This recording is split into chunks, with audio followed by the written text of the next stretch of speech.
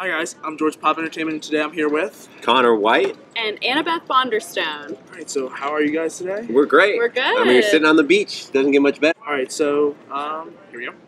So, how did you guys decide you wanted to start writing, write fiction for young adults and teenagers? Sure, great question. So we were both working separate jobs. Annabeth was writing for TV, and I was teaching creative writing to kids, and then we got an email from a 9-year-old that totally changed our lives. Yeah, my 9-year-old cousin Harrison sent us an email completely out of the blue. He just said, I've read all the funny books for kids my age. Can you write me one about a pirate named Shivers who's afraid of everything? And we thought that was an awesome idea. It's super clever. So we wrote that for him as a present, and that was our first book. So that became our first book series, Shivers, the Pirate Who's Afraid of Everything. Which we will get into later. Yeah. Alright, so when you guys were growing up, what books really inspired you to start writing, actually? Oh, great question. I guess every question. I'm going to say great question for every question. Good policy. So actually, Annabeth and I grew up far apart. She's from New York. I'm from New Mexico, but we actually found we had a lot of the similar tastes in books growing up. And one of those books that meant a lot to us was Sideways Stories from Wayside School by Louis Sacker. Yeah, I mean, that's one of the funniest books ever written. Yeah. It's so clever, and all the wordplay really influenced us. Yeah. Yeah. Alright, so over the past few decades, we've seen the young adult section of fiction blow up in the book industry. I mean, how do you feel it's become so important in the world of novels today? What I love is the trend of adults reading books that are marketed for kids or for teens. It used to be this secret, I feel, like everyone was hiding their book cover on the train or whatever. And now it's just everyone's accepting the fact that a lot of these books are amazing for all ages. You know, the older we get, the more we want to read stories that are universal and fun for all ages. Yeah, and I think it gives a really good insight into sort of the teenager's secret world, right? And actually can be a really positive thing for both parents and kids to be reading the same books and discussing them. Yeah. And your website says you guys use comedy to get kids to start reading, or to inspire kids to read and write. I mean, why do you feel that's important? Well, we love telling jokes. We love writing funny stories, and we think that getting kids laughing and getting kids excited about reading goes hand in hand. And that we really think that the more fun kids are having in school or at home with a book in their hands, the more likely they're going to be to pick up a new book. And so we know that we know that our book is not for everyone, but getting kids invested in the reading process can really carry them a long way in their education. Definitely. Yeah. Yeah. I agree. Alright, so you guys go to different schools to promote literacy. Why is it important to you? I mean, reading changed my life, and that was always my way of learning about the world growing up, and writing is what I do now, and basically we think that if you want to be a writer, the best thing to do is read. So the more we can get everyone excited about reading, the more hopefully writers and thinkers we're putting in the world. Yeah, and we get this cool opportunity to tell the story of Annabeth's cousin who came up with our first book idea, right? Which is that, even though you, audience of children, are young people, you still have ideas that are good enough to become published works already. Yeah. And so could you guys tell us something like some of the funnier experiences you've had on those trips? Oh, wow.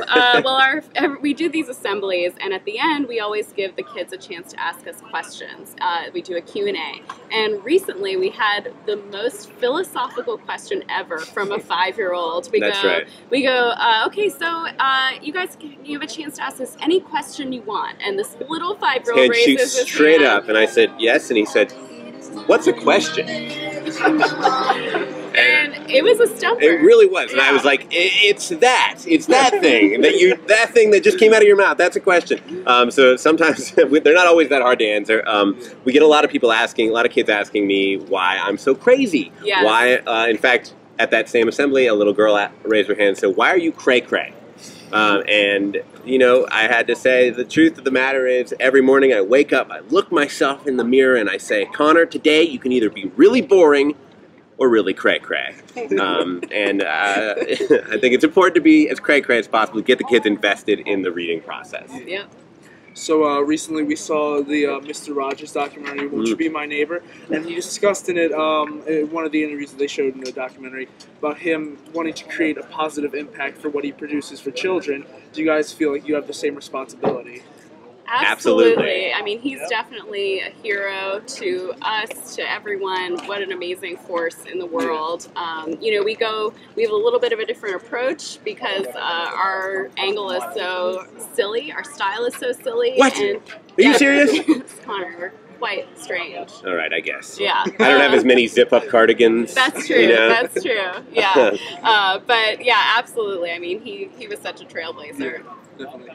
And from coming from a comic background, how does plotting this young adult novel feel different than your previous writings? Oh, Great great question. question. It's another great Another question. Great question. You know, it's not that different in plotting. There's some difference in what you can do and get away with. And, you know, as hopefully funny people, we want to walk that line, right? Of what are you allowed to say and what are you not allowed to say? However, when you're working with kids, crossing that line has some serious ramifications, right? And so we never want to say anything that we shouldn't, of course, in a school setting or in a book. And so it's really about figuring out what feels edgy to the kids while still is appropriate and sending the right message to both the kids and the parents. Yeah, I think the difference between a book like Shivers, that's very goofy and silly and for a slightly younger audience, and a book like Time Tracers, is that we tried to push the envelope as much as we could with Time Tracers, with putting as many jokes in as possible, while making it still feel real. Time Tracers is about a real kid, at least in our imagination. So we tried to ground it as much as possible, make it feel believable while all these crazy things are happening. Yeah, even though it's in a totally fantasy world, Yeah. right? A sci-fi world where your whole summer vacation can get stolen. I know, No, it's bad. tragic. But we want it to feel as real as possible to Yeah. our protagonists. And that sort of leads us into our next question. Do you guys think that there's any worse nightmare than going to sleep on the first day of summer vacation and then waking up on the first day of school? Well, not to us. Certainly not, No, we think that summer is the most valuable chunk of fun time known to kid kind. Oh, yeah. And we figured if that got taken, there's no more valuable chunk of time that could go missing. We started out writing this book with a question, right? Which is, when time flies, where does it go? And so we started thinking, well, what if it doesn't just fly away? What if it gets stolen? And that's sort of what led us to this sort of jackpot of the summer vacation. Definitely.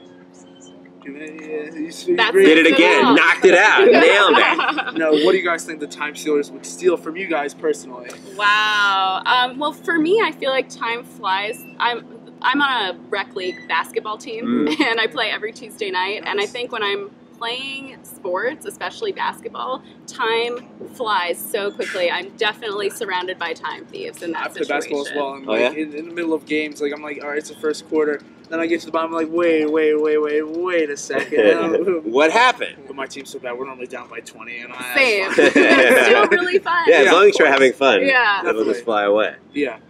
Recording still going? Yeah, we're good. All right. Next. What do you guys? What made you decide to show the time stealers as huge, gross, disgusting bugs? We wanted this to feel. We were both very inspired by the movie Men in Black, which we both loved growing up, and we wanted it to have that almost alien-like, bug-like feeling to these time thieves that made them real villains, right? You know, there's nothing wrong with. Don't show this to PETA, but there's nothing wrong with crunching a bug, right? And so, and if the bugs are the time thieves, then they could really get gross and get nasty and evil, and go after them, and we could have really these go real after villains. them. The other thing that we thought of is, you know, why would anyone steal time? They need to have to get something out of it. So we created these creatures that need this time. It's like their food. Yeah. So to us, that the logical next step is that they are giant bugs. Yep. Of course, it's the obvious route. Yeah, it's the next logical step. If you guys had a time watch, I mean, what would you guys use it for? Ooh, Wow. good question. You know, to be honest, there are definitely nights when I would just stop time and sleep as long as I could, and then start it up again and get another whole night's sleep. Yeah. Right? That's a good answer. That was one time for me where we put a time thief called the snoozer in the book, and the snoozer, you know, steals your sleep time, especially when you're having good, fun dreams, right? And it always feels like, as we all know, sleep just sort of flies by every night, and so I think we could all use a good night's sleep. Absolutely, absolutely. I mean, I wouldn't mind freezing time right now and just hitting the beach. Yeah, that's true, right? Yeah. All right, and for you guys personally, what would be harder, giving up a whole summer, or like a year without pizza? Oh, Wow. he went there. Yeah. I'd have to give up pizza because I gotta value time over pizza. That's a tough choice. It is. For sure. It's true. I'll take the opposite. I think I'm going to go with summer. You really love pizza. What you say? I don't know I do love pizza. I was like, what just happened? Awesome. I keep my summer. So you guys are obviously married. So what is the writing process like as a couple? I mean, do you guys collaborate on everything, or do you guys take different parts of the book and then come back and put it all together, or just collaborate the whole thing? So we write every single sentence together, which is not the fastest way to write, but it's the way that works best for us because we have really different voices and styles. So if we split stuff up, it's too different. So we really have to sit in the room together. We work out every word together, and if we come to a disagreement, our kind of unspoken rule is that instead of kind of arguing the pros and cons, we just throw both ideas out and come up with a new one, so we don't have to dwell on it for too long. Not a lot of arguments, but the process can definitely take a long time. Yeah. Awesome. And so, as we discussed earlier, you have your book that your 9-year-old cousin gave you the idea for. Shivers, a Pirate. What is that like for you guys? Like, so Shivers is, it's actually a series. There are going to be 4 Shivers books, and the first 2 are out already, and it's just been so cool. We actually visited Harrison's elementary school and did an assembly there, so we were able to say, you know, the idea came from a kid who went to this school, and it's been so rewarding. He's like 17 now, so he's like, whatever, I came up with a book. That's true. He thought it was really cool for like 2 years. And then he starts to grow up. Then he gets a little older.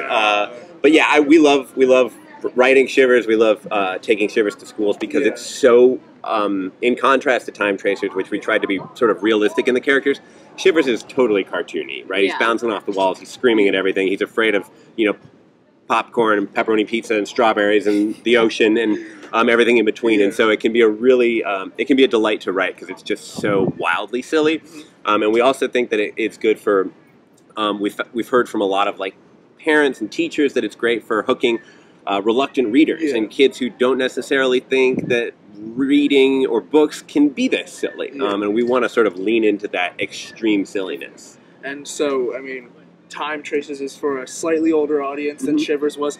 Do you guys continue on, do you guys plan on continuing for older and older audiences as your books progress, or are you going to stay in this age range? We're going younger. Yeah. we're doing it all. We have one more book coming out next year for teens, and then we have, we're actually starting our first picture book now. That's awesome. So we're trying to write for all ages. We think it's all fun. As long as we're writing comedy and writing action, we're happy for any age group. That's awesome. Yeah. That's awesome. All right, well, I think that's going to do it, and thank you guys so much. Thank you for watching.